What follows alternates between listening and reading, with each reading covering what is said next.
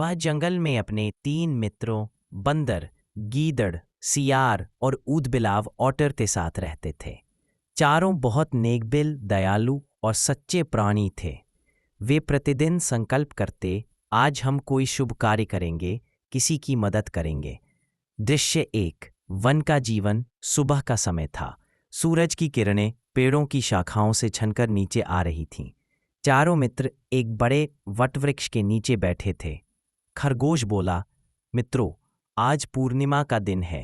कहते हैं, आज जो दान करता है उसे अगले जन्म में महान पुण्य मिलता है।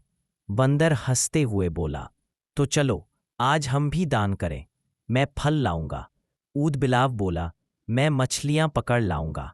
गीदड़ बोला, मैं किसी यात्री को भोजन दूंगा। खरगोश मुस्कराया, मैं तो केवल घास खाता हूं, मेरे पास देने को कुछ नहीं, पर अगर कोई भूखा मिलेगा तो मैं अपना शरीर भी दान कर दूंगा। तीनों मित्र उसकी बात सुनकर गंभीर हो गए। उन्हें लगा खरगोश के दिल में सच्चा प्रेम है। दृश्य 2। देवता की परीक्षा। उस दिन स्वर्ग में बैठे इंद्रदेव ने यह सब देखा। जितना कहता है, इंद्र ने एक भिखारी ब्राह्मण का रूप धारण किया और धरती पर उतरे। वे जंगल में पहुंचे, भूखे और थके हुए दिख रहे थे। दृश्य 3। मित्रों की परीक्षा। सबसे पहले ब्राह्मण ऊदबिलाव के पास पहुंचे। ऊदबिलाव बोला, मेरे पास 4 मछलियां हैं, इन्हें खाइए। फिर वे बंदर के पास पहुंचे। बंदर ने कहा, मैंने कुछ मीठे फल तोड़े हैं, इन्हें ग्रहण करें। फिर वे गीदड़ के पास पहुंचे। गीदड़ बोला, मेरे पास थोड़ी बची रोटी है, इसे खाइए। अंत में ब्राह्मण खरगोश के पास पहुंचे। खरगोश ने विनम्र होकर कहा, हे ब्राह्मण देव, मेरे पास देने को कुछ नहीं, पर मैं आपके भूख को मिटाने के लिए अपना शरीर अर्पित करता हूं। दृश्य 4। आत्मदान का चमत्कार। इंद्र ने मन में कहा, अब देखते हैं ये क्या करता है।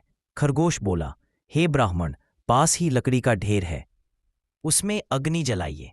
मैं उसमें कूद जाऊंगा ताकि आप मुझे पकाकर खा सकें। ब्राह्मण ने आग जलाई।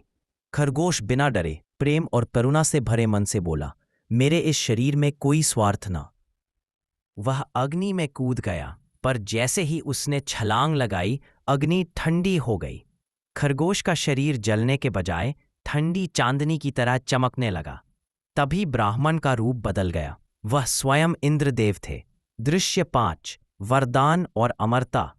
इंद्र भावुक होकर बोले, हे महान आत्मा, तेरी निस्वार्थ करुणा ने मुझे भी स्पर्श किया है। तेरी कीर्ति सदैव अमर रहेगी।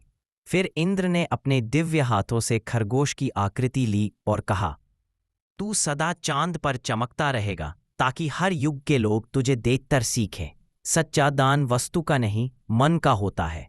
इंद्र ने खरगोश की छवि चांद पर अंकित कर दी। आज भी जब पूर्णिमा की रात होती है, लोग कहते हैं, देखो चांद पर खरगोश बैठा है।